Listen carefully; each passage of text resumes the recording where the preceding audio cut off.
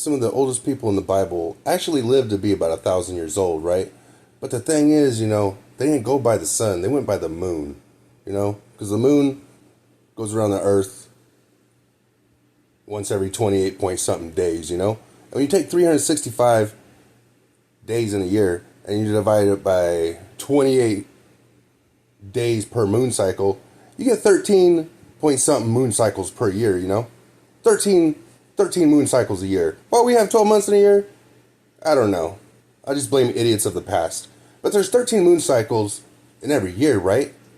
And when you take the average lifespan of a human, 80 years old, and you multiply it by the 13-year moon cycles, that these people of old went by, you get 1,040. 1,040. An 80-year-old man, they went by if they were to go by the moon, and they were primitive, so they probably did go by the moon and not the seasons, because it's much easier to see the moon disappearing and reappearing, every 28 days than it would be to, winter, summer, all the seasons. Oh, but yeah, it's a year. I counted these 365 days and now it's a year or whatever. No, they went by the moon. They went by the moon. And that's why they lived so long. Not a big deal. But, that's it.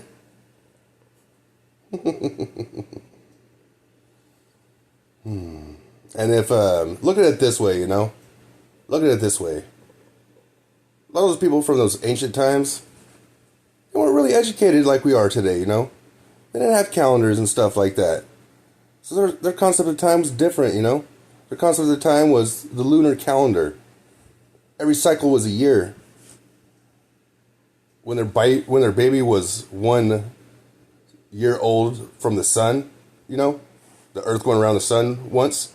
When that happened, by that time that baby was already 13 years old, based off the moon cycle. You know what I'm saying? People really didn't live longer back then. Their concept of time was just measured differently than ours, And if you take it a step back further, look at our God's concept of time, They existed for national eternity by themselves alone. For national eternity, They lived that life. They lived that life, Their concept of time has nothing to do with our Earth spinning once every 24 hours. It doesn't.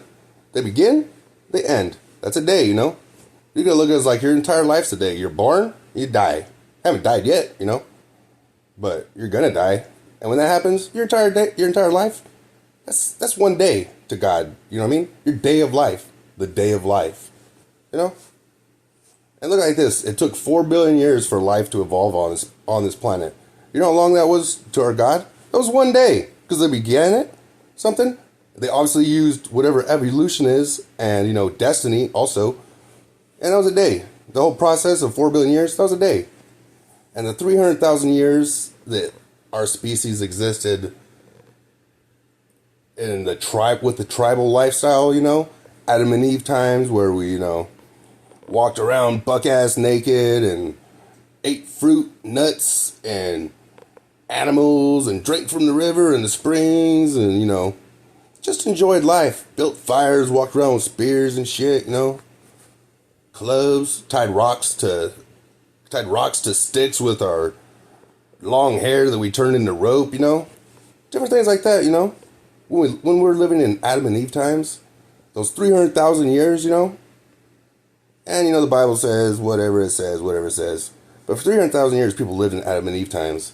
And it was basically like every time somebody walked an instinctive path that leads to God, was able to, speak God's name and communicate with God, God show up and be like, hey, what's up, Adam? Just like when I see a dog, I always say puppy dog. I don't care what the dog's name is. I say puppy dog. Hey, puppy dog. Hey, puppy dog. So it turns out God's pet name for humans in the Bible was Adam and Eve. Adam for males, Eve for women, Adam.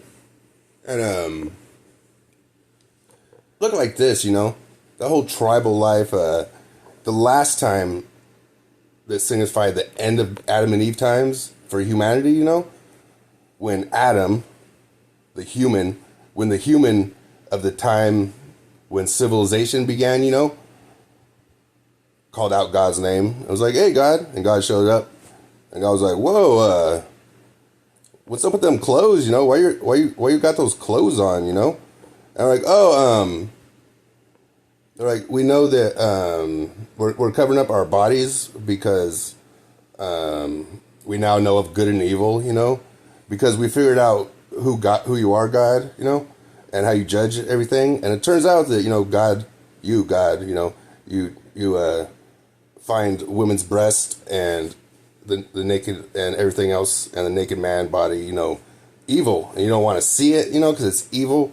So we force everybody to wear clothes, you know, because that's what you want, God, you know. And that kind of, you know, went on from there, you know. When civilization began and the last Adam, you know, after that, it was basically, within civilization, people don't really know God anymore, and they use words like good and evil to justify their actions, you know?